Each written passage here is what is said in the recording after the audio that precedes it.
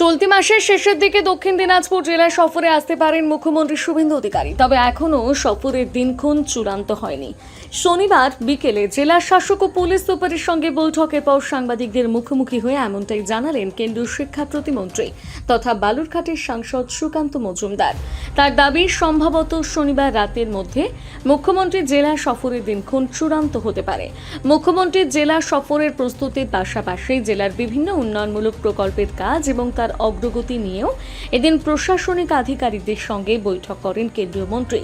জেলা শাসক বালা সুব্রহ্মণ্যমটি, police super অভিষেক গুপ্তা সহ অন্যান্য আধিকারিকরা বৈঠকে উপস্থিত ছিলেন। এদিনের বৈঠকে দক্ষিণ দিনাজপুর মেডিকেল কলেজ, বালুরঘাট বিমানবন্দর, দক্ষিণ দিনাজপুর বিশ্ববিদ্যালয়, ক্ষতিগ্রস্ত বিভিন্ন নদী বাঁধের সংস্কার, 125 দিনের কাজ সহ একাধিক সরকারি প্রকল্প নিয়ে আলোচনা হয়।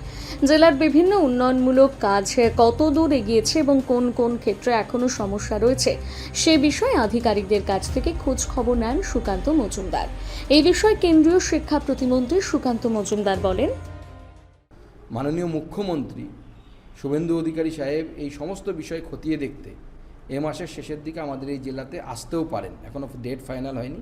ডেট ফাইনাল হলে ওনাকে আপনাদেরকে আমরা জানিয়ে দেবো। উনি আজকে হয়তো ডেট ফাইনাল করে জানাবেন এবং আগামী দিনে প্রশাসনিক বৈঠক নিতে উনি এই জেলার প্রশাসনিক বৈঠক নিতে আসবেন।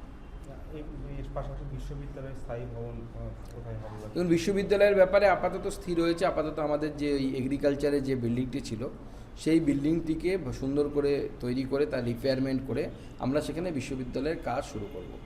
বিশ্ববিদ্যালয়ের জন্য আপাতত যে জায়গাটি বাছা হয়েছিল এতদিন থেকে, সেই জায়গাটি আমাদের একটু মনে সন্দেহের অবকাশ থাকছে সেই জায়গাটিকে নিয়ে, কারণ সেটি এয়ারপোর্টের সংলগ্ন।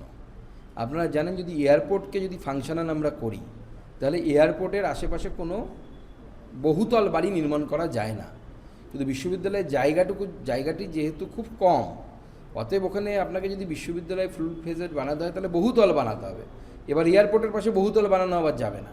অতএব এই বিষয়ে অনেক চিন্তাভাবনা করে আমরা আগামী দিনে সিদ্ধান্ত নেব। আপাতত কৃষি বিশ্ববিদ্যালয় বা কৃষি বিভাগের